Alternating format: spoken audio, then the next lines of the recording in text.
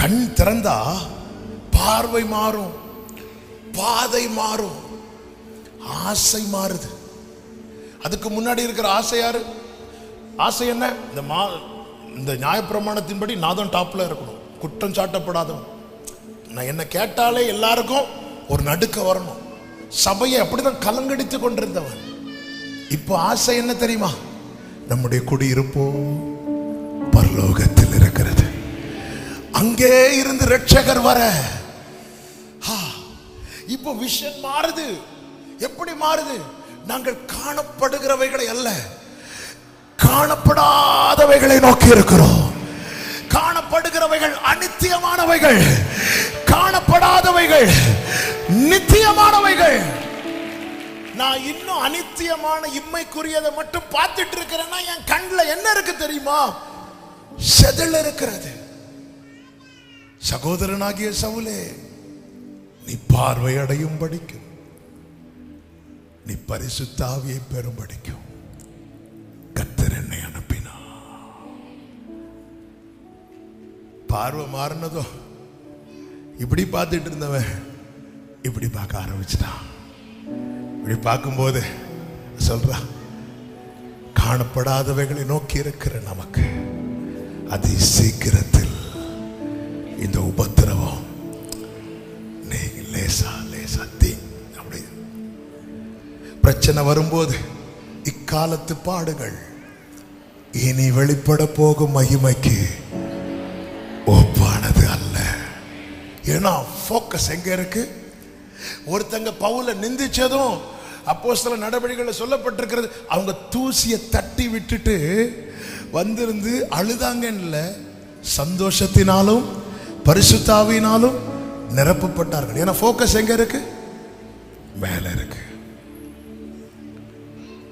நீங்கள் கிறிஸ்துவுடனே கூட எழுந்ததுண்டானால் பூமிக்குரியவைகளை அல்ல, மேலானவைகளை, மேலானவைகளை.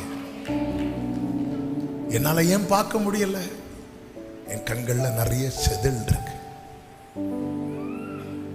ஆண்டவரே, பவுல் கண்ணில் இருந்து அந்த செதில் விழுந்தது போல என் கண்களில் இருக்கிற செதில் விழட்டும். நான் என்ன செய்ய வேண்டும் என்று இருக்கிறாய்? நான் பார்வையடைய வேண்டும், நான் பார்வையடைய வேண்டும். என்னை கேட்டுக்கொண்டிருக்கிற அன்பு சகோதரா சகோதரி, கர்த்தர் உங்களோடு பேசுறார்னா அது உங்களுக்கான வார்த்தை தான். காதினால கேட்டுட்டோம். என் செவிகளை திறந்தீர் என்று சங்கீதம் 40 தாவீது சொல்லுகிறார். எப்போ அந்த செவியை திறக்கிறாரோ அடுத்த வசனத்தில் சொல்றாரு, புஸ்தக சுருளில் என்னை குறித்து எழுதி இருக்கிறது. பாருங்க, நம்ம காமனா ஒரு செய்தி கேட்டுட்டு இருப்போம், ஆனால் நமக்கான ரேமா வரும்போது நம்ம செவியை திறப்பார். திறக்கும் போது அதுக்கப்புறம் பேசுறது ஃபுல்லா யாருக்காக தான் இருக்கும்? நமக்காக தான் இருக்கும். இப்படி செவியை திறந்து கேட்க வைத்தவர் கண்களை திறந்து காண வைக்காமல் இருப்பாரோ? ஆமென். என் கண்களை திறந்தரணும். எனக்கான துறவை நான் பார்க்கணும். நான் பார்த்தா மட்டும் போதாதுப்பா, என் கூட இருக்கிறவங்களும் பார்க்கணும். ஆண்டவரே, நான் பார்த்தா மட்டும் போதாது. சபையே, இந்த பட்டணத்திலே இன்னும் எத்தனை லட்சக்கணக்கான ஜனங்கள் கண்கள் குருடாக்கப்பட்டிருக்கிறார்கள் தெரியுமா? நீங்க கண்ட இயேசுவை அவர்களும் காணும்படிக்கு ஜெபிக்க வேண்டியது அவசியம்.